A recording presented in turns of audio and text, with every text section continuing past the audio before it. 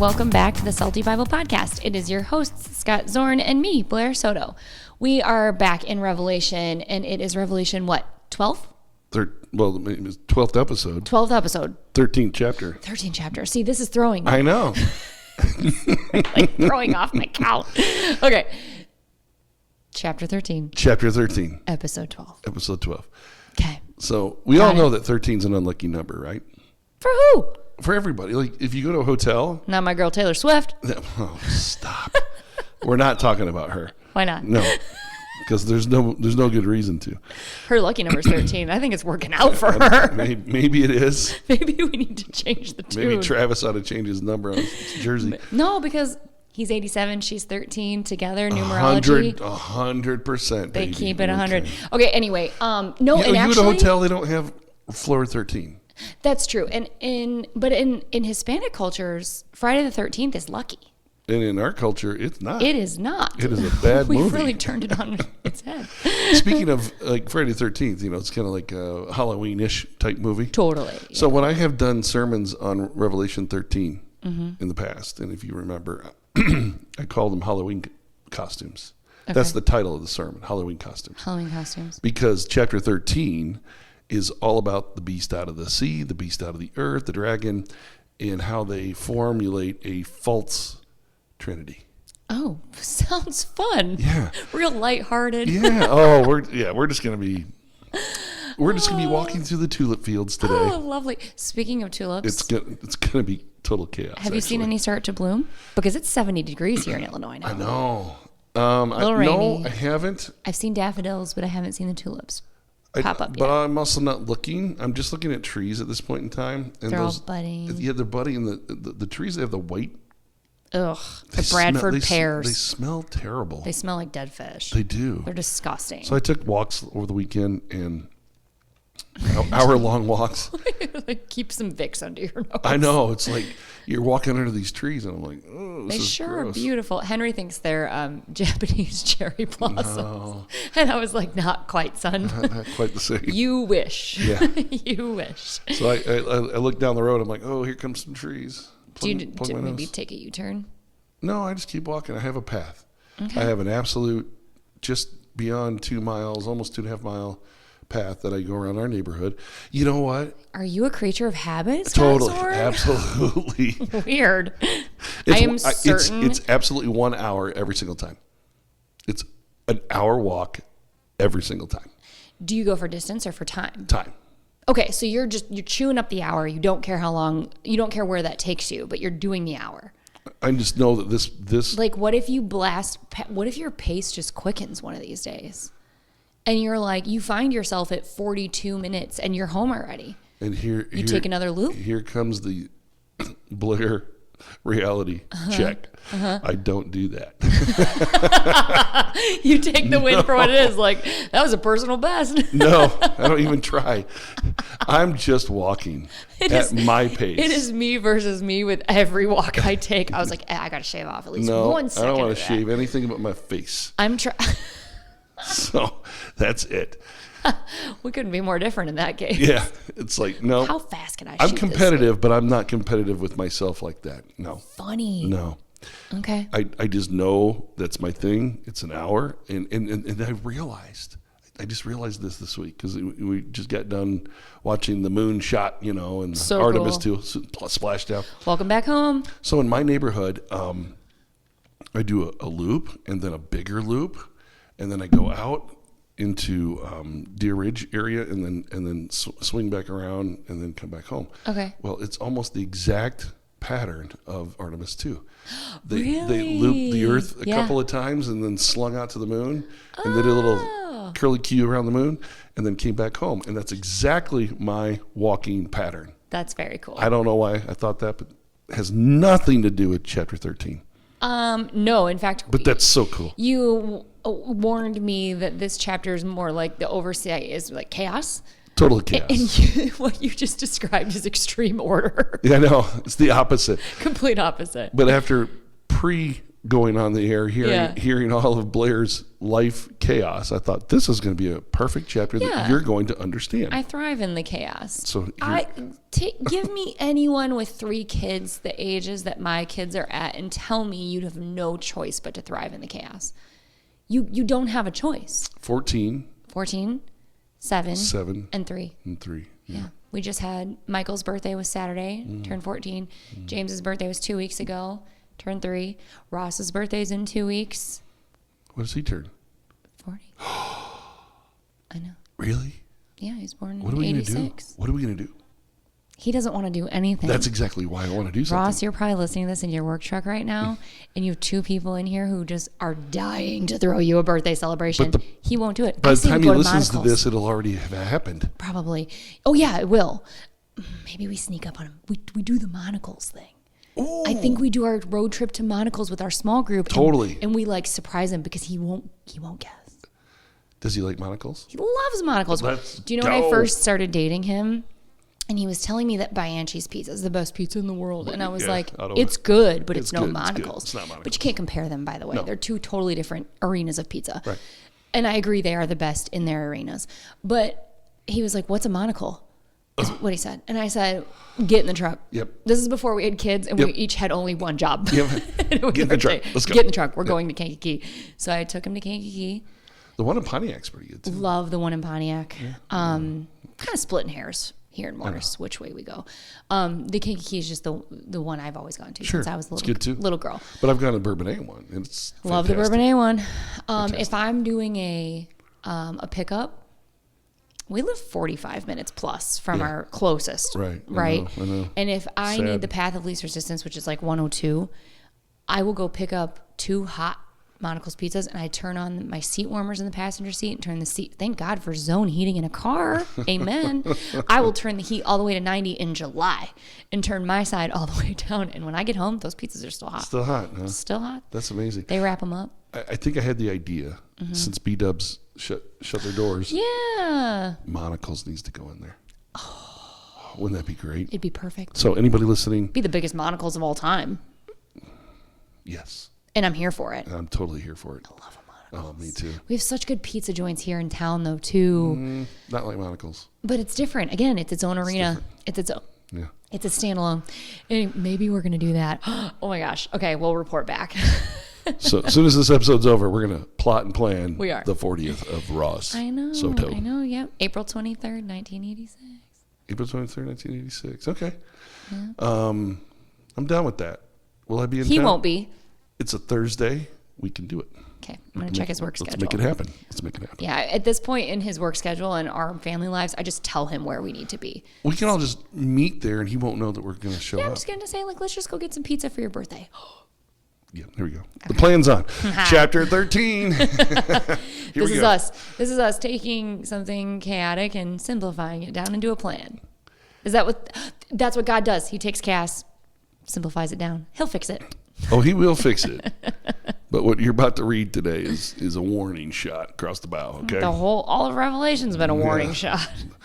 How many warning shots do we need? Where we've been is, through chapter 12, we're seeing now the curtain's being pulled back. Okay. Now we're seeing what's going on behind the scenes in the spiritual realm, right? Okay. Now you're going to see the real enemy.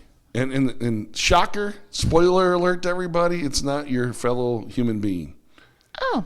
It's going to be the supernatural beings who are causing the chaos. Yikes. So, chapter 13, I'm just going to read the whole chapter. Okay. Let you just soak it in. Okay. It's your first time, absorbing this information, right? I've never read chapter 13. I'm going to pull my Bible up. That's great. People, sometimes they don't believe us that you're learning on the fly. But you are so learning on the fly. This is so true. Christian Bible podcast, and I'm not going to lie on air. That would be insane. Yeah, this is the way it is. I'm literally pulling up my Bible app right now. Phone's leaning against the water bottle, water tower. Yes, the water tower of Babel. The weapon of war. Yeah, it's a weapon. Now we know. The synopsis at the top, which is what got me in trouble with the seals, it says the beast from the sea. We're back in the sea. We're back in the sea. And so you think there's seals involved. There's not. Okay. Okay. I had to ask. Yes. Chapter 13, verse 1, the dragon. So just to kind of, I always like to do context from last week. The dragon went after the woman and her offspring at the end of chapter 12 because, God spared the woman, but now he's going after the offspring, which is the church, Christians in general. Yes. So we're talking. So what's the battle plan? Here, chapter 13 is like, it's Halloween costumes, but it's also a battle plan of the supernatural demonic realm chaos. Because we were warned that I made him mad, so he might come at you. He's coming at you. Just brace yourself and be prepared. So here he comes. The dragon stood on the shore of the sea, and I saw a beast. So it's like he summons up, come on up. I saw a beast coming out of the sea. It had 10 horns and 7 heads, with 10 crowns on its horns, and on each head a blasphemous name. Obviously, we're not in a good realm here, right? No. The beast I saw resembled a leopard, had the feet like those of a bear, and a mouth like that of a lion. The dragon gave the beast his power and his throne and great authority. One of the heads of the beast seemed to have had a fatal wound, but the fatal wound had been healed. The whole world was filled with wonder and followed the beast. People worshipped the dragon because he had given authority to the beast. And they also worshipped the beast and asked, "Who is like the beast? Who can wage war against it?" So far, so good? Mm-hmm. Terrifying. Love it. I'm real warm and fuzzies over good, here. Yeah. So this is not a bedtime story. No, don't read this to James, please. No. He'll lose his cookies. No. So the beast was given a mouth to utter proud words and blasphemies and to exercise its authority for, here we are, 42 months. We're back around to that again. It opened its mouth to blaspheme God and to slander his name and his dwelling place and those who live in heaven or in the heavens. It was given power to wage war against God's holy people and to conquer them. And it was given authority over every tribe, people, language, and nation. All inhabitants of the earth, so earth dwellers. We're back on the earth dweller. Okay. So earth dwellers will worship the beast. No, believers won't, but earth dwellers will. All whose names have not been written in the Lamb's book of life. So obviously we're not talking about Christians here, Jesus followers. We're talking about those who are earth dwellers who are worshiping the beast. The Lamb who was slain from the creation of the world. Okay, so whoever has ears, let him hear.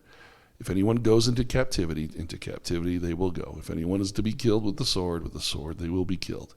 This calls for patient endurance and faithfulness on the part of God's people. So it's like a little shout out to us in the midst of this chaos. Next, then I saw a second beast. Coming out of the... One's not enough. One's not enough, no. Great. The second beast coming out of the earth. It had 2 horns like a lamb, but it spoke like a dragon. It exercised all the authority of the first beast on its behalf and made the earth and its inhabitants, earth dwellers again, worship the first beast. So it's pushing people to worship the first beast, whose fatal wound had been healed. And it performed great signs, even causing fire to come down from heaven to the earth in full view of the people. Because of the signs it was given power to perform on behalf of the first beast, it deceived the inhabitants of the earth dwellers. It ordered them to set up an image in honor of the beast who was wounded by the sword and yet lived. The second beast was given power to give breath to the image of the first beast, so that the image could speak and cause all who refused to worship the image to be killed. It also forced all people, great and small, rich and poor, free and slave, to receive a mark on their right hands or on their foreheads, so that they could not buy or sell unless they had the mark, which is the name of the beast or the number of its name. This calls for wisdom. Let the person who has insight calculate the number of the beast, for it is the number of a man. That number is 666. Oh, there you have it. What a doozy of a chapter. Isn't that good? This is a mockery of Jesus, yeah? Why would you say that? Well, talking about the dragon calling up the earth beast, pushing people to worship the sea beast, who had a fatal wound but was healed and still moving and had like performed, I'm going to loosely call it a miracle here, but in their eyes of the earth dwellers, oh my gosh, it's a miracle. He's pulling fire from the heavens, you know, like for their brains, performing these miracles. Again, I say this so loosely because I don't know another word for it. Witchcraft, like what do you call it? Voodoo, something. Yeah. He's doing something, and it feels like a very flip on the head of what God did for us through Jesus. Am I off base here? Never thought of that before. No, I'm just kidding. Come on. Scott. Sorry. My bad. You almost had me on that one. I know. I had you for 1.2 seconds. This is again a moment where like I wish we did video because the look I'm giving you is like, you serious, bro? Don't do this to me, right? I'm like, Come on. This is a Monday morning. Right. You can't do this to me. I'm on fire on Monday mornings, really. Good for you. I love Monday mornings. I do too, actually. So. We are not right. No. So you are exactly right. Okay. Love hearing that. Those are my favorite words on earth. You are exactly right. Oh my gosh. So let's kind of break this down in big chunks and then get to the details as we come along. Okay. So you have the beast out of the sea, beast out of the earth, and their dragons summons them both up, you know. Terrifying. Absolutely terrifying. And you had a beast out of the sea that had a fatal wound that had been healed. Yeah. You had a beast out of the earth who performed miraculous signs, gave breath to the beast, basically given life to the beast that had a fatal wound but was healed. Yeah. So, dragon, Father. Beast out of the sea, Jesus, the Son. Beast out of the earth, Holy Spirit. So it's, when you say false trinity, okay, I get that now. It's a false trinity. I just now put that together. Okay, but I was there with you. I just didn't make the connection of the false trinity. I was so distracted by the clear mockery of Jesus here. But you weren't distracted at all. No, yeah, right. You were pulled into it. And it's so funny because you had said, and I don't even know how long we've been doing this, that the Trinity is never like said in the Bible. It's something that we kind of put together. Yes, and same here. And the same thing is happening right here. Yeah, there's a trio here of action. It's not a word. Trinity is not a word in the Bible. No, it's just what we but you can categorized see it. Yeah, it's all over. And it's clearly right here.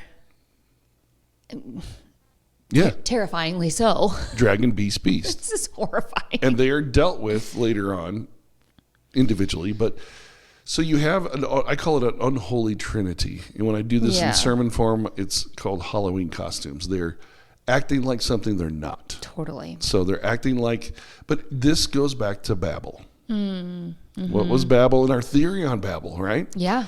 Is that the demonic Nephilim, dead demonic spirits summons up humans to build this tower to the heavens, to usurp God's authority. Totally. Right? Yep. That's what they want to do. Yes. So there's this battle to take over God. They're never going to win. No. But Babel's the beginning of chaos. True. For humans, for humankind. The Nephilim go along with that storyline. Yeah. And the rebellious spiritual beings, dragon, serpent, Satan, and his demons, beast out of the sea, beast out of the earth, and many other characters. But in this particular context, it's an unholy trinity trying to lure away the inhabitants of the earth to worship them and not God. It's always worship me, not God. Worship me, not God. And inhabitants of the earth do that in this story in chapter 13, but they do that and have done that since 90 AD. Wild. Almost 2,000 years of people bowing down to an unholy trinity. They just don't maybe recognize it as such. But that's what I'm saying. John's pulling back the curtain saying, you want to know the chaos in your life? Here's who's causing it. It's an unholy trinity. Yeah. They're acting like God the Father, God the Son, and God the Spirit, but they're not. They're the false. And however horrifying this is described as, it does mimic it. Totally. It completely mimics it. I mean, just, okay. So for those let's see weaker spirited, Yep. it would probably not be that difficult to fall into that trap. Absolutely. Because their humanness. This sounds like God. This acts like but God. I get what I want out of it right now, It's which an is angel, whatever it is looks like an important angel to them. of light to me, right? And it pretends to be God, and we glom onto that quickly. Well, yeah, and I'm sure of it that the promises that this enemy is making to them is all of the promises as humans we, weaker humans or non-believers or non-followers would love to hear, in the sense of like materialistic items or riches or power or whatever it is. And then to someone who's weaker spirited, this would look like best of both worlds. Yeah. I get what? Yeah. No, never going to be that. No. It's still Nope. it's still not God. Right. It's tricky. But look who gets affected. It's clever. Every tribe, people, language, and nation, and then later on it says, great and small, rich and poor, free and slave, they receive the mark on their right hands or forehead. So you have, and these beasts are doing things that God's prophets in the Old Testament have done before, calling down fire from heaven. That's Elijah. Yeah. And God did that for him. But It's like a copycat crime. Totally. Because it's all like, copycat. it completely frames it up to where people would buy in and believe it was the original, murderer. That's the funny thing about Satan. Yeah. Okay? The serpent. He's so unoriginal. He's so unoriginal. He's so cheap. So what happens? God creates human beings, puts them on the earth to steward the earth, to be in the garden. And so Satan's like, well, I want my offspring too. So he, Nephilim. Get a life, Satan. Your offspring, her offspring, in strife Yeah. toward one another. So he's got to copy. He's got to copy that. And He God's has gonna done come in and nothing destroy original, that. No. actually. No, because he's created by God. Exactly. So That's what I mean. He only knows he can't. what he's created to be, but he Right. rebels against God. And here we are again, copycatting God and In causing a people terrible way. And people fall for it. Totally. In our day, they fall for it all the time. They redefine love. They redefine relationships. They redefine work. They redefine what's morally right, what's morally wrong, Yeah. around their own version of it. And it all sounds, wonderful. And it's For the here and now. possibly, but even like, can I just be a good person? Yeah, you can be a good person. But is that your religion? Is that your God? Is that your goal and aim and purpose, is just to be a good person? Sure. Or is there you something should behind still it? do that. But why? But where does it come from? Yeah. Where's the source? Where is all of Is our... it sourced in this, or is it in this fake copycat, or is it sourced in God the Creator? Right? Totally. And what He has done for you should motivate you to do good. Yeah. But it's based on the motivation of His sacrifice. It's based on the motivation of who He is and His character. Yes. Not based on my Whatever, own self interests. Whatever that version of it is. Yeah, Like, it's not good. Good luck. So you have, I'm just going to point out some things that look similar to the Old Testament into other, You are going to get into the 666 thing, right? Do you want to? Yeah, you can't just breeze past that. You're gonna the mark of the beast on their hand or their forehead, 666, and then be like, anyway, here's some Old Testament stuff. No. Well, I'll tell you what. Let's go over all the details of this and leave that for the very end. Perfect. Because that'll be a great finale to this episode. I love that. That's a Okay. great idea. So It let's is at just- the end of the chapter, so that seems like the natural. It's the last thing in this Yeah, chapter. John's kind of leaving us on a cliffhanger there on 13. He's like, 666. and his number is 666. Anyway, chapter 14 coming next. Like, what? What does that mean? Yeah. Everybody get your credit cards out. We're going to be looking at them later. No, Yeah. we're not. We're Just not doing don't that. do that. Look at your wrists, your foreheads. Yes. No. I don't think it's there. I think I'm good. No. Look at your bank account number. Sure.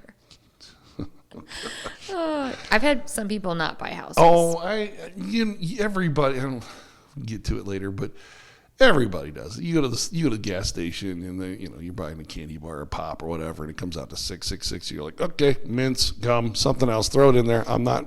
I don't really need the Diet Pepsi. I got some at home. Put that back. Everybody does that. For sure. And they don't even know why they do it. It's just sensationalism. It's What year? pop culture. Yeah, what year did the movie The Omen come out? Oh, I don't know. A billion years ago? Yeah, 666 is evil. It is evil, but there's Certainly. reasons for it to The be number evil. in inherently itself is not evil. Right. The evil it represents is the evil. Right. So here, let me just give you In some. fact, would you argue? I'm sorry. That's I'm going. okay. I'm on she's it. there. I'm sorry, everybody. Wouldn't You agree that that's kind of like false idol worship or something? Like something along those lines? When people do what? They're not worshiping it, but if you're avoiding a number because you're giving the number power, isn't that kind of like a big no-no? Okay. Am I onto something? Am I off base? Am I reaching? I wouldn't call it idol worship. But you're giving power to a number. Sure. So isn't that giving power to anything on earth created by man? Here's what I'm going to call it. Pure ignorance. Dumb. Just not dumb, but ignorance. Like Okay. the Potato, dumb, tomato. Dumb is like I've never heard it and I know what you're talking about, and everybody else knows what you're talking about. Okay. Ignorance is everybody knows about it, is aware of it, but they're ignorant as the meaning behind it. They just blindly don't like the number. They just don't know it. It's so attached to all the evil things because of how this gets interpreted. Sure. It's become more of a cultural, pop culture That number. man has put power into. Yes. So we should ignore it because that literally, I think, is the definition of false idol. No, ignore is the same word as ignorance. So You should do that. You should ignore it. don't be ignorant. Okay. After today, you will not be ignorant of the number. All right. Okay. Let it rip. Sorry, I had to ask the question. I get it. I don't have any pen and paper. I don't even have time to write it down. I know. It's in your head. You gotta let it rip. I gotta get it out. All right. Let's just kind of break down all the image and what's going on here. Obviously, the big picture is it's an unholy trinity trying to get earth dwellers to worship Satan, the dragon, the beast. All of that unholy trinity is to pull people away from worshiping God and getting them to worship evil, and chaos. That's the big picture. That's the unholy trinity. You got that right away. It just kind of jumped out at you, which is great. Yeah, seems pretty obvious. Yeah, the fatal wound that had been healed. Now, just to say a little background, at least culturally, about that, Nero was the first emperor from Rome that started persecuting Christians, and he had died in the 60s, 67, 68, I think. And there was rumors around the Roman Empire that he might come back to life again, maybe even through another emperor like Domitian, who was probably the ruler at this time and persecuting Christians as well.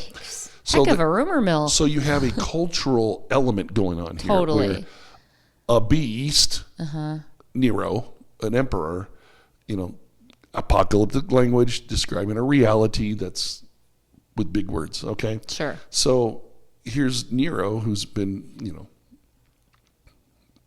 rumored to have come back to life again, or will at some point in time come back to life again.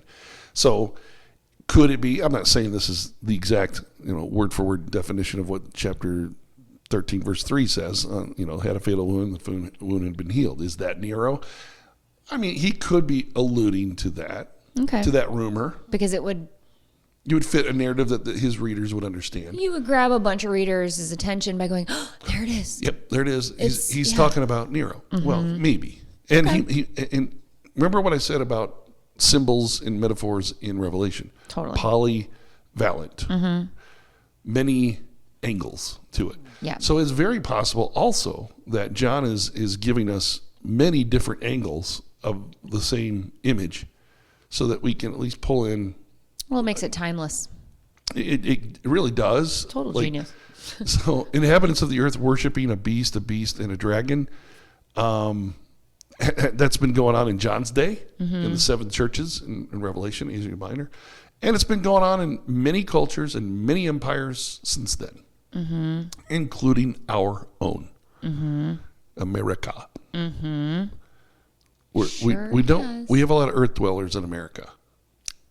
Unfortunately, yeah, that's and true. we have a lot of people written in the book of life. Yep. So there's hope. There's certainly I have hope. not lost hope. No, but we need to recognize the fact that there are earth dwellers who are bowing down. Yeah, to ignore that deception, fact would be insane. To this deception, and it comes in many, many forms. Yeah. Truths that are not really truths, half truths, definitions, and all kinds of things that kind of skew our thinking. Okay, so back to like an Old Testament. Let's do. We're going to go back. What do we call that? You have a word for retrospect? Yeah, but callbacks. I guess that's it, right? Oh, yeah. Do we say callbacks? We're doing a callback. Yeah. Callback. Yeah. Okay. Yeah, I think so. I think that's what you're talking about. Scripture interpreting scripture is what I call it. But anyway, so you have this image of the first beast who had horns and heads and crowns, and the number 7 and 10, complete numbers. That means they're completely evil, blasphemous name. He also resembled a leopard, a bear, a lion. These are images from Daniel 7. So Daniel 7 has images of 4 beasts that have these animals attached to them. They're representing kingdoms and empires leading up to the Roman Empire. And so here John he's pulling images that his readers would know about. They've heard it before. Yep, Daniel 7. So we're in this realm of chaos empires. It goes all the way back to Babylonia, Babylon. Yeah. It goes back to Babylon and Persia and Assyria. It goes to Greece. In this day, Roman Empire. They're all one and the same. So he pulls these images of a bear, a leopard, a lion, and the dragon gives the beast his power. So, it's given power and great authority. And then it had a fatal wound been healed. We talked about that. Mm-hmm. The whole world is filled with wonder. Well, just like God did wonderful miracles in the Old Testament and Jesus did in the New Testament, so this beast is doing wonders that are filling people with wonder. Oh, follow the beast. Worship the dragon because he's been given authority to the beast. Who is like the beast? Who can wage war against it? I know who. Yeah. Yes, you do. And better. Better. And significantly less terrifying. But those are similar words in the Old Testament, in Right. in the Psalms, in the prophets. Who is like our God? Mm-hmm. Right? Those are words that we read in the scriptures all the time. Who is like our God? Who can do wonderful things? So they're acting like God. Who is like the beast? Who can wage war against it? Like, who can stand? And so... Again, it's just repeat and repeat of things. So cheap. Cheap imitations, right? So cheap. And then the beast was giving them out to utter proud words, blasphemies, exercise authority for 42 months. What's the 42 months? It goes back to the life cycle of the locust in chapter 8 and chapter 9, where we've completed our chiasm. And it's just saying it's a temporary time that they're going to wreak havoc. It's not going to last forever. Sure. And it's half of 7, right? Okay. Mm-hmm. 42 months is 3.5 years, so half of 7. So it's just an incomplete but temporary time where evil's doing its thing. It opened its mouth to blaspheme God, to slander his name, his dwelling place, those who live in the heavens. So obviously now we're drawing a line. It's a blasphemer, right? Mm-hmm. It's given power to wage war against God's holy people, to conquer them. So obviously we're the targets. You ever felt that way? You ever felt like a target? Anybody listening ever feel like you're just like, I think that's Satan, the most... get off me. That's probably the most unifying question anybody on this earth would answer yes to. But especially the Christian community. 100%. 100%. Because in my humble opinion, Satan doesn't have to do much work on earth dwellers. No. They're bowing down. The text is telling us they're just like, oh. Well, they're weak. They're awesome. This beast is amazing, I saw that thing. It's almost like they're, smoking a cigarette in an Italian restaurant, eating lasagna. Just hanging out. This is awesome. We love the I can beast. have my cake and eat it. Yeah. Cannoli. Yeah. Whatever your Italian delicacy is, I guess. Yeah. You can have that and eat it too in their world. Right. But it's a little cheap. I don't know why I went to Italian, but I just did. I don't know either. I just went to this dark place where there's cigar smoke and there's, Must have been in the 80s or 90s. Garlic bread, everything. Maybe I'm hungry. I don't know. Yeah, it's getting close to lunchtime. Yeah, we're getting there. Getting close. Who knows? So you have... You a little low on carbs? I think so. Pretty low. Did you have spaghetti at youth group yesterday? Yes, we did. Oh, see, there it is. It's fresh. You just had spaghetti. Yeah, there we go. Your Italian influence. It's coming Not out. even 24 hours. And this week for youth group, we're going to have lasagna. So. Oh, man. So you're plugged in. Lasagna and cannoli. Nice. That's a great commercial. Never mind. If anybody's watching basketball last month, you know what I'm talking about. Oh, man. It's the Liberty. Mutual. Let's get lasagna and cannolis. Whatever. Crushed it. It was great. Bibbity, Liberty, bibbity. Very authentic. So it was given power to wage war against God's people, given authority over every tribe, people, language, and nation. So everybody is affected by it. Mm-hmm. All inhabitants of the earth worship the beast. All whose names are not written in the book of life from the creation of the world. So it's like there's a juxtaposition that he's putting here. There's the inhabitants of the earth worshiping beast, and there are those whose name is written in the book of life. And those who worship the beast are not in the book of life. Right. It's just kind of like, okay. Pretty clear here. How can we get you into the book of life? That's the whole thing here. But yeah, you still can. That's grace. Yeah. Even if you did follow this insane animal who you've decided is a good role model. Got some questions for you, by the way, but it's still not too late. It's symbolism. It's big symbolism. Yeah, terrifying symbolism. But it's not too late. But it lures you. And It's Las Vegas Strip. It's shiny. A lot of lights. Now, there's some cool things to do in Vegas, but there's some things that'll get you in trouble. For sure. For sure, right? For sure. And so you don't see, and I've been to Vegas 7 times now. Yeah, you love Vegas. I do. I hate Vegas. Oh, man. It's fun. Do you want to know why my number one reason? I don't know. It's because you can smoke inside in Vegas. Yeah. And I am I deathly allergic to cigarette smoke. That's true. And I hate that miserable too. But I there. don't spend much time in the casinos. And I don't gamble. No, I don't either. Ross was like, it's a rite of passage. You got to try. Yeah, and I right. lost $100 in 20 minutes. I said, do you know what I could have done with that $100? Exactly. This was the stupidest 20 minutes of my life. Dumb. So you can walk and just see normal stuff and have great entertainment, great concerts, great singing, great whatever. Oh, gosh, fantastic stuff. 100%. Best But food. you can also see things you should not see. And Also correct. And that's the lure. It's not, but so what you don't see is Satan in a red suit walking around with a pitchfork. Well, sometimes they're. I was going to say, careful. Fremont Street's wild. No, Fremont. Now you're going to Fremont Street. That's a whole nother. Old Vegas. That is Satan on steroids. You're talking about the regular strip. Yeah, I'm talking about the regular one. I believe there actually is a red guy with.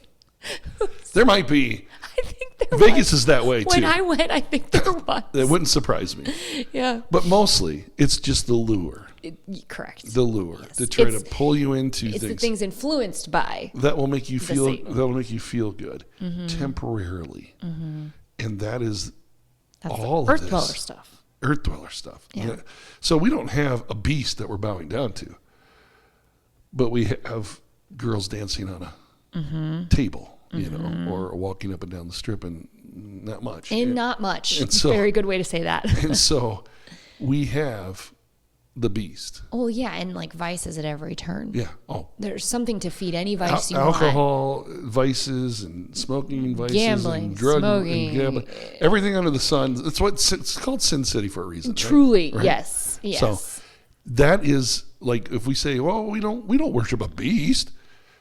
Yeah, we do. It just it comes in a different form. Vegas for just calling it what it is, right? Because they're in your face about it. Yeah. 100%. And how wonderful you as a pastor can go to Vegas and stare it in the face and be like, "Not today, Satan." No. So I'm here to watch Celine Dion and eat a delicious steak. I'm going to the Sphere to watch Wizard of Oz. I wish. I want to so badly. I'm going to go to Giada's afterward. Oh, yeah.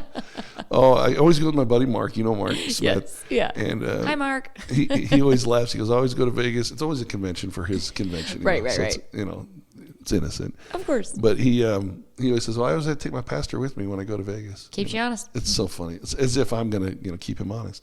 He's older than me, and he's my elder. So I'm not your keeper. nah. You're a big boy. I think one of my two favorite things I've done there is the Bee Gees tribute band. That was fantastic. Oh, okay. They were so good. Okay. Perfect. And then this guy that was called the Piano Man, he did both Elton John and Billy Joel. Half the show was Elton John, half it was Billy Joel.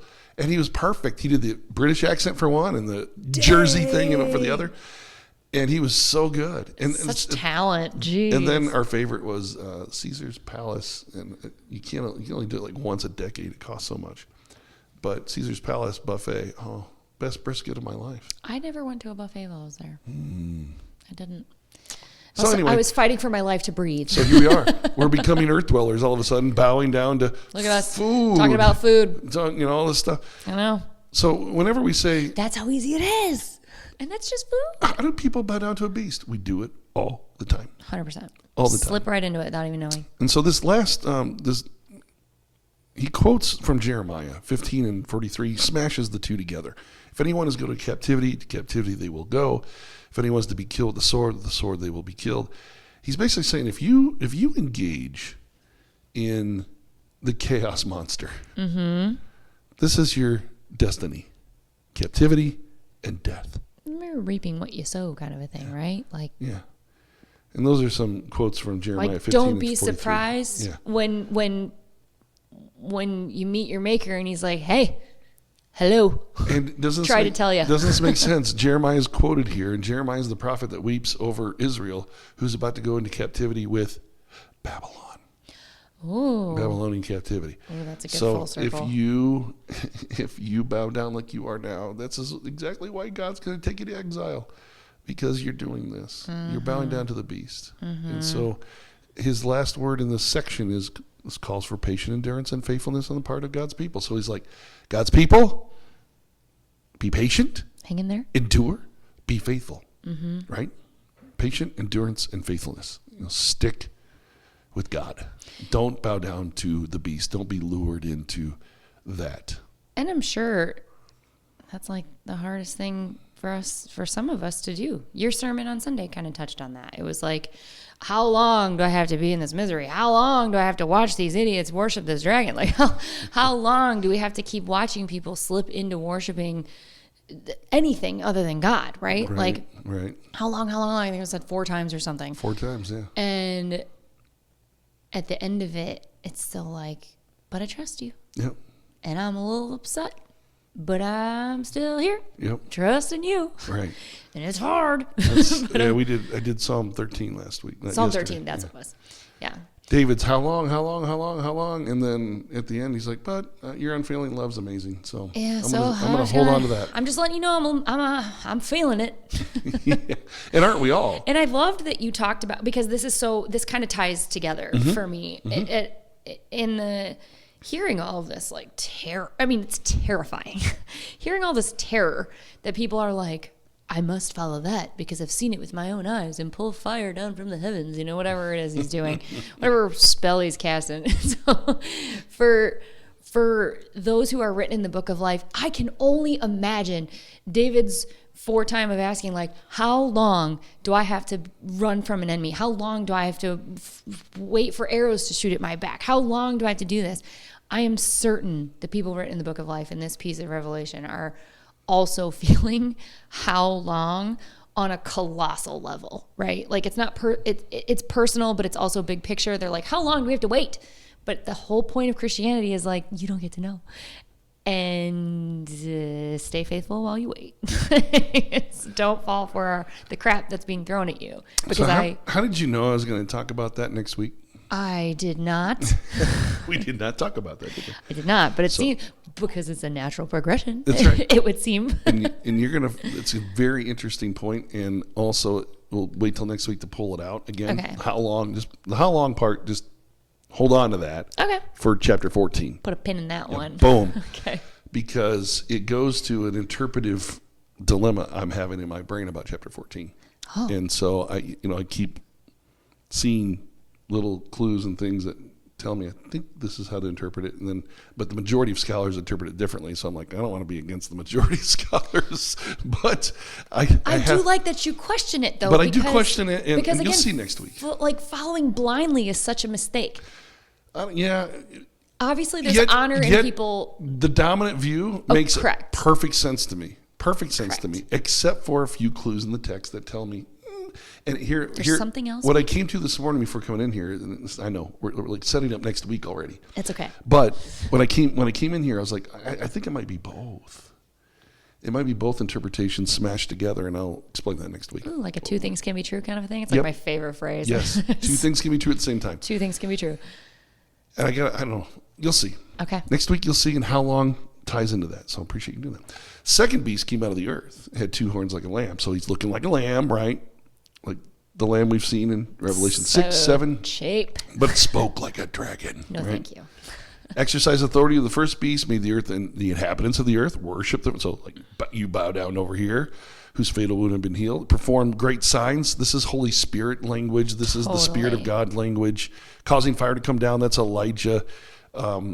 allusion back to Elijah's time where he called down fire on the prophets of Baal and in full view of people, right? The signs that were performed on behalf of the first beast deceived the inhabitants of the earth. So yes, you can be deceived. Don't ever think you cannot be. You can be, even with signs miraculous. Like you said earlier in the episode here, you were like the magic, the wow factor. Yeah. Everybody's like, the smoke in the mirrors. Smoke in the mirrors. Yeah, that's right. Yeah. So it ordered them to set up an image in the honor of the beast who was wounded by the sword and yet lived. So it's like this second beast out of the earth is pushing people to worship the beast out of the sea. Which would appear selfless. It's like, he doesn't want us to worship him. Well, the Spirit always does that to Jesus. Right. Pushes us, invites us to worship Jesus and God. And connects us. Connects us to him, Yeah. So what you have in the beast out of the sea is kind of like a political entity throughout all of time, but specifically in John's day, the Roman Empire. Our day can be America. It can be other empires for that matter. It could be Russia. It could be China. Definitely. Pick one. Pick one. We're all guilty. Yeah. And the beast out of the sea and its characteristics can be found in political systems. Mm-hmm. But the beast out of the earth is causing people to bow down to those political systems and to say, those are the right answers. Oh, for sure. My senator has it right. Yeah, just don't worship him. Don't be doing that. My representative is who I follow. Yeah. My president's who I follow. This is where discernment comes into play, guys. So this is where a Christian needs to say, okay, you know what? We have order, government. Yes. Which we need. But they're not God. You can't hitch your wagon to a politician the way that you hitch it to God. This is Revelation 13. Interesting. The beast out of the earth hitching our wagon to the beast out of the sea. It's saying worship these systems. Worship your evil government, even though you might not see it as evil, right? Yeah. And I'm not really speaking to any one particular candidate or any one president or anyone. If this came out in 2026, or if this came out in 2045, or 2014, it doesn't or 1998, matter. Yes, it doesn't matter. It doesn't matter. It doesn't matter. This is a blanket statement that we cannot. I'm trying to phrase it. We can't let those in powerful positions become the power of your life. Right. Because that's God's job. Right. You have to use discernment. And that's, I think, where a lot of people fall short. They will literally die on the hill of following their politician rather than policy. And that's just a wrong thing to do. They'll die on the Capitol Hill. Whoa! Threw that one in there. It's funny. Also, you said beast from the sea, and we know like anything from the sea is typically chaos. Yeah? Yes. Okay, Good. Right on the nose, connection. guys. He's even like blowing the lid for you. I'm going to come back to that in just a minute. Okay, you're always, she's always one step ahead of me. Such a good teacher. No. I didn't teach you any of this yet. We're on the... Well, not any of this, but I mean... You're just picking up on it. The foundation was laid. I can start to... I'll give you that. I'm getting ahead of myself, though. A little bit, but that's okay. It's okay. The second beast given power to give breath to the image of the first beast, so bring it back to life, so it could speak, cause all who refuse to worship to be killed. So, there's penalty.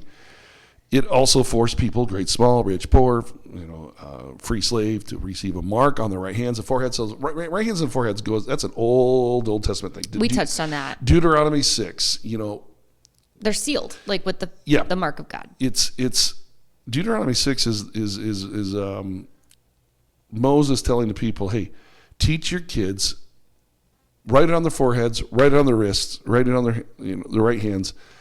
It's a way of saying, who do you belong to? Mm-hmm. Who are you loyal to? Yeah. Torah, the law of God, or to the systems of the world, the chaos monsters, right? And that's what this is talking about. Right hands and forehead. So people say, we're going to get a tattoo on our forehead or tattoo. No.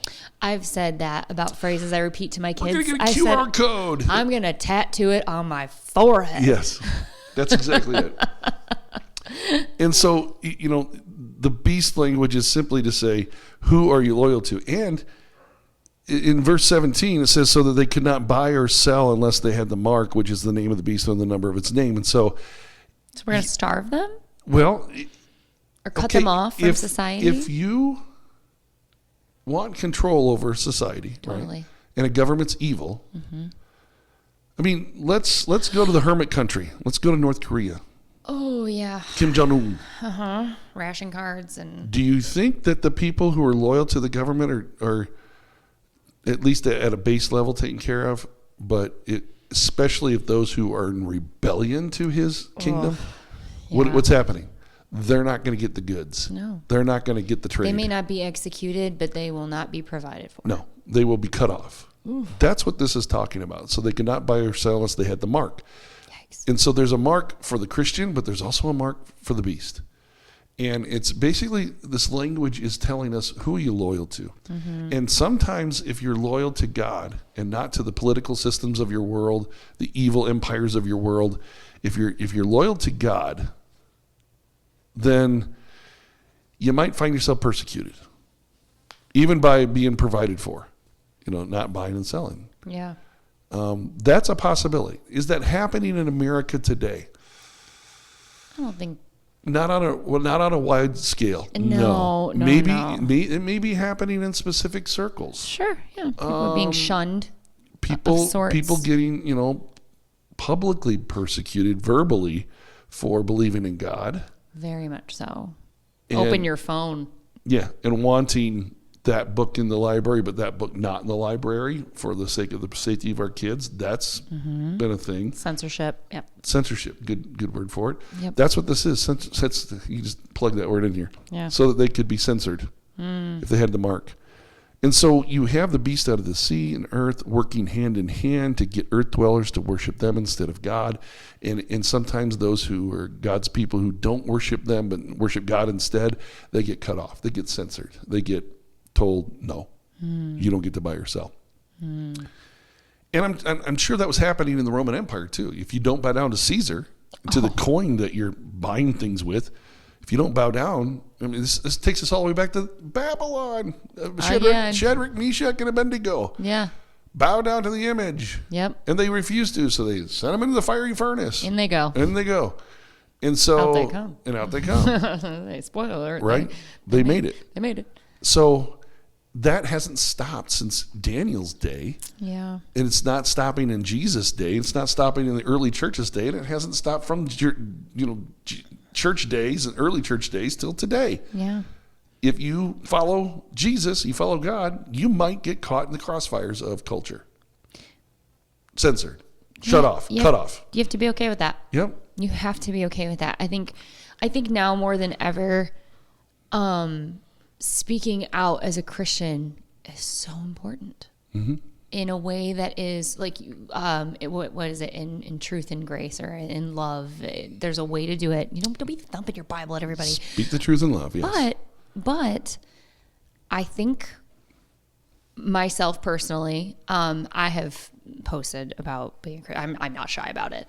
I post a lot now. I mean, because I don't care if I lose a following. And someone had sent me a message, and it was so sad to receive. Not mean or anything. They had said to me, "I'm so proud of you for posting this, and I know how brave you must be to do that because you are a business owner." And I said, "I don't care if I lose business because I love God." Right. And if that's the business I don't get because of my outward love of Jesus, well, then it wasn't for me anyway. Right. And I know that God will take that and he'll multiply it so I can do better for someone else. But how sad.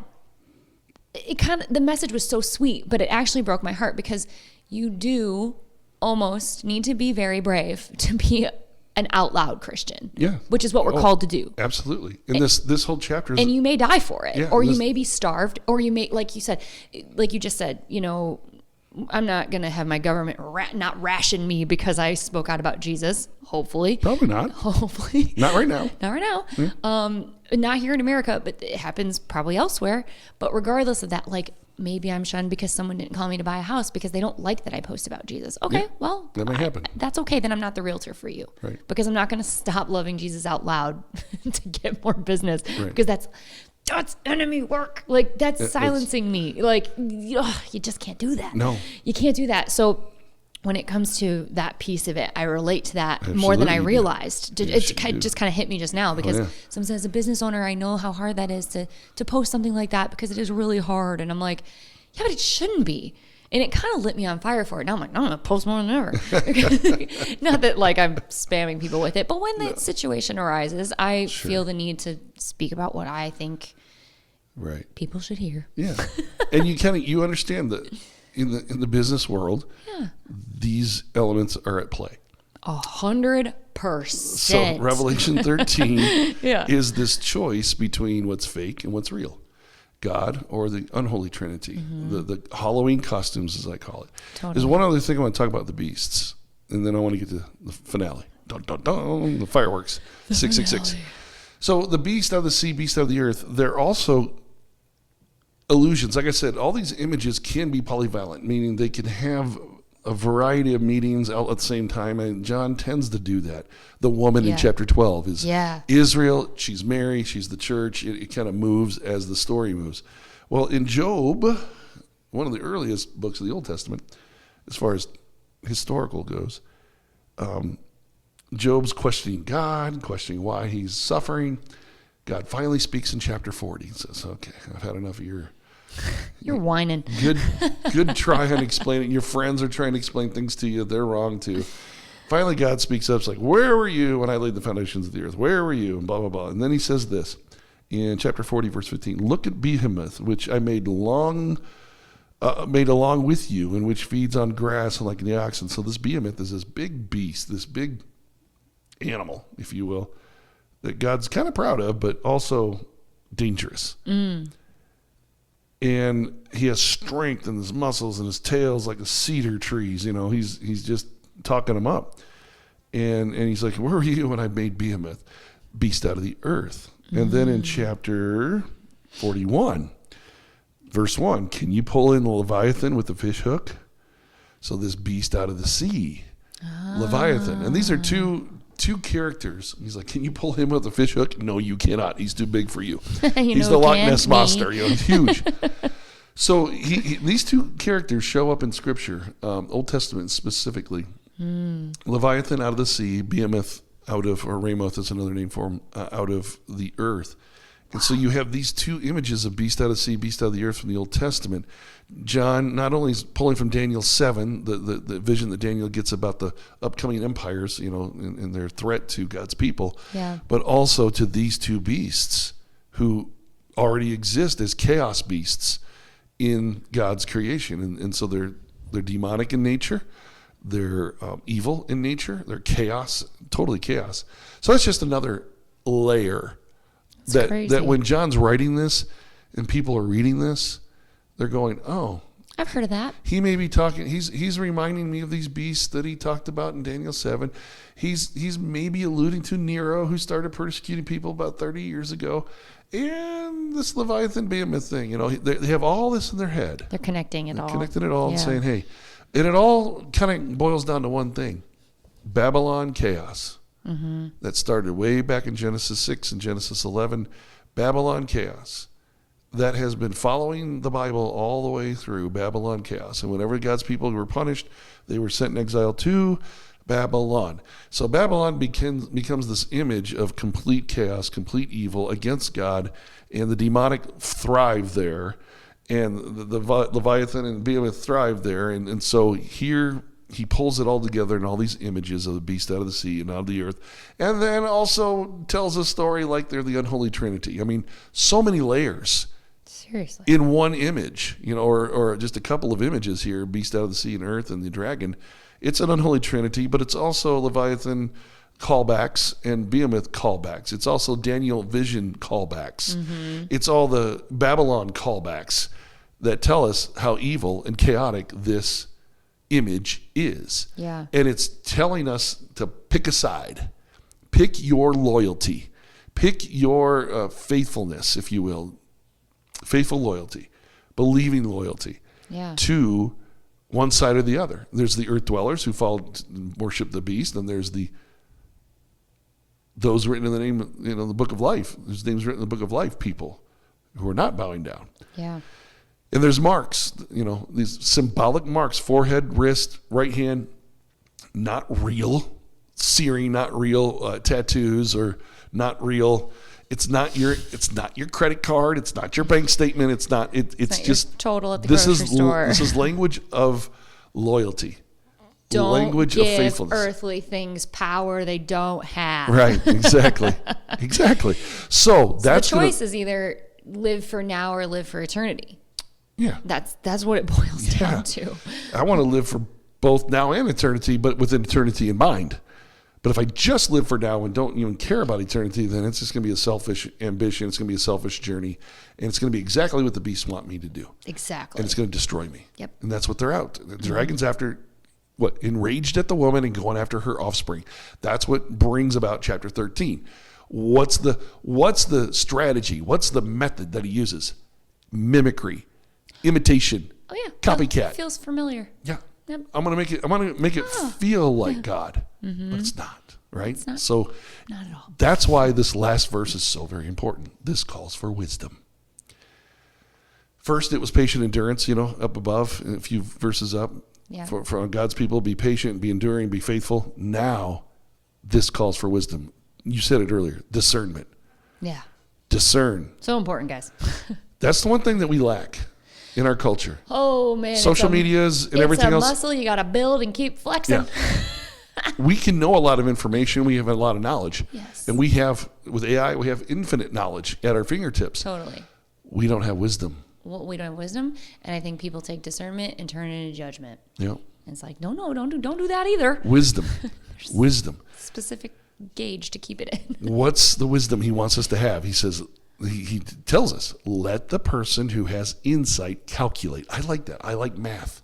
Yeah. Calculation. That means I get my calculator out, right? Yeah, I'm only going to use a calculator. For that. I don't like the that. word also just yeah, I know. The word also just kind of means think through this with wisdom. That I can do. The number of the beast. What's this number of the beast? For it's the number of a man. Interesting. And that number is 666. Oh, okay. You ready to close up shop? Take us home. All right. We'll see you next week. All right, that's it. It's the number of a man. 666 means nothing. End of story. Actually, it means nothing. Let's take like the polyvalent view. There's different layers possible to this. Now, me and Michael Heiser, as I listened to him yesterday on this, I don't know if I agree with him or not. Okay. And he's much smarter than I am. Okay. So he's probably right, I'm wrong, but I don't care. I've studied this, I think, more than he has. I can almost say that because I know he didn't spend much time in Revelation. He's an Old Testament guy. Sure. So, but he did do a podcast, and he was a smart man when he was on the earth, and God bless him. He knows the truth now, and I don't. Yeah, send us a hint. Yeah. No, you're not supposed to do that either. No, I don't think so. I don't think you can do that. But, so he says this is the number of a man. John says the number of a man. Well, 6 could be related to and connected to the number of mankind because man was created on what day of the week? Oh. The 6th day of the week. Interesting. Okay. 666 is humanity exalted to themselves, the highest possible degree, wisdom, power, achievement, the eating of the tree of knowledge of good and evil, be like God. Yet we're still human. We still fall short of the divine full number of 7, right? That's an idea. Like the human trinity? Yeah. Yeah. Which is the beast. Yeah. That's their whole shtick. Yeah. You will be like God. Did God really say it's about you? Yeah. So there's this thing called gematria, numerology. Okay. I love numerology. Yeah. So just to kind of explain it, they didn't have, like we have ABC 1, 2, 3. Mm-hmm. They didn't have the 1, 2, 3 back in Hebrew days and Greco-Roman days. They used their alphabet to attach the letters of the alphabet to numbers. Oh, okay. That's gematria. Okay. That's numerology. Okay. So in Hebrew gematria, when you spell Nero, in the Hebrew, the Hebrew way of spelling it is Neron, Caesar. So John's first readers could have gone and you add Neron and Caesar and the letters that are attached to the numbers. Okay. Comes out to 666. Interesting. There are some translations that have this number 616, which is interesting because if you just take the N off of Nero, the N stands for 50. Then it's Nero Caesar, that becomes 616. So there's some transcripts, that have had 616 instead of 666. Imagine if 616 was the culturally pop sensational number. Right. Because it's something. Then we never have an area code of 616, right? No area code, no zip codes, nothing. So that's one gematria. So right? we don't fear the number, guys. That's so silly. Don't feel the Reaper. It's a distraction. It's a distraction. So this is possibly one place in the Bible where it invites us into gematria or numerology. How interesting. So there's so many examples. Like they've unearthed, I'm in love with 424. Some woman's name that added up to 424. Oh, gotcha. Okay. It's like graffiti under a bridge or something on a wall. Some symbolism they used. Or the bathroom stall. I love 424. What does that mean? If you know, you know. If you know, you know, right? So they have found those things too. So it's not a So in summary, the number has no power, guys. You don't need to fear the 666. It has no power. The ultimate power is God. So just sit in that. You'll be fine. So Near on Caesar would be. You have to understand that there's no vowels in the Hebrew, so it's NRWNQSR. That's how it comes out in English. Adds up to 666. Okay. Okay. Now, if the fatal wound that came alive, and the rumor was he was going to come back to life again, you can tie that knot together a little bit. Okay. Okay. His readers might think, oh, he is talking about Nero. Maybe not. They may have thought that. Who knows? There's another word, and this is maybe a little more of a stretch, but you take the word beast in Greek, it's therion, but you transliterate it back into Hebrew, trion. And again, the gematria, the numerology of beast in Hebrew is 666. Huh. So the number of the beast is the number of the beast. It's a beast. It's a beast. It's just that. And I'm going to say that I don't know if any of these are correct. Okay. But they do give us a little bit of insight as to what it could be. Sure. And so it's obvious that he's talking about the number of a man and the number of a beast, and it's the earth dweller type context. Yeah. Okay. But also just think logically about it. Six day, humans are made on the sixth day. Yeah. 6 less than 7. We know 7's a perfect number, going all the way back to 7 days of creation, and 7 being that perfect number. Throughout Revelation, John loves 7. Throughout his gospel in John, he loves 7. 7 signs, 7 miracles, so forth and so on. So 6 is less than 7. So it adds up to less than. And if you go 6, 6, 6, what do you do in math when something comes? And it does do this a lot on the sixes. When you divide something out, it's like 61.6666 infinity. We put a line. We put a line over the 6 and say it just keeps going. Yep. Forever. Yep. Yeah. Okay. That's kind of how I see 666. It's just this constantly coming up short of 7, of complete. That makes sense to me. Constantly being human driven. 6 day humanity could have a reference to Near on Caesar from a Hebrew spelling of it. Okay. Maybe a weaker argument for that, but it's there. It's possibly there. But also, one other thing. Jesus. Let's bring him into this. I think you might like this a lot. Okay. And then I got to go pick up a little man. I know the little man is ready for you. Yes. I got to get this in, though. You got to. Jesus, his name in gematria, guess what his name comes out to? 777. You are absolutely wrong. Dang it. Only guess I had. His number is 888. Why 8? Oh, thanks for asking the question. Well, you knew that was coming. When John writes his gospel and he tells us the 7 signs, first was the water to wine at the wedding at Canaan. He leads us all the way to the cross. And that final miracle that comes out where he is raised from the dead. Okay. It's not just the first day of the week. It's the first day of a new week. First day of new creation. And 8 is always associated not with a new, another Monday. Okay. Or another Sunday, I should say. Not just another Sunday, another first day of the week. It's a new first day of the week. It's day 8 of creation. He's always, and his name has always been associated, who Jesus is always been associated with the number 8. Interesting. Because 8 represents infinity. I was just saying, turn on its side. Right. Also, it represents new creation. and Jesus brings us in a new creation. And then his name in gematria happens to be 888. Ha! So again, a parody, Very cool. a mimicry, an imitation that doesn't add up. 666, it calls for wisdom. What's the wisdom? The wisdom is not the number. No.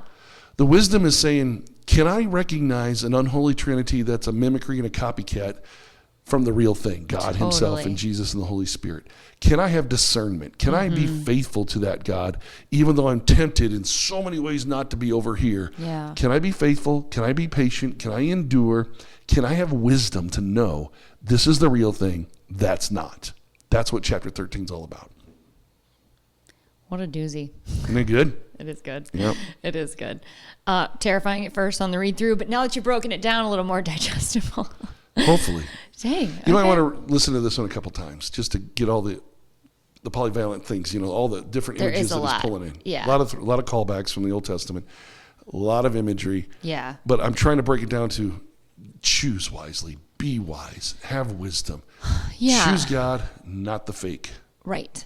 The real, Sometimes not the fake. the hard thing is the right thing, like that whole thing, It's the real thing. Yeah, the real thing. That's a good one. Pick the real thing, not the fake thing. Mm-hmm. Yep. Oh, that's all I got. That's good. I liked it. Okay, good. I liked it. Good. All right. You guys know the drill. Follow us on social media at Salty Bible Podcast. If you have any questions, saltybiblepodcast@gmail.com. Maybe we'll read your question on air. And don't forget to subscribe so you don't miss an episode. Share with a friend so other people can find us. And don't forget to submit a review. Click that 5th star or add it to your library so that other people can find us easier. We will. I got a kiddo to pick up, so I'm blasting through this. See you later. All right. See you guys next week. week.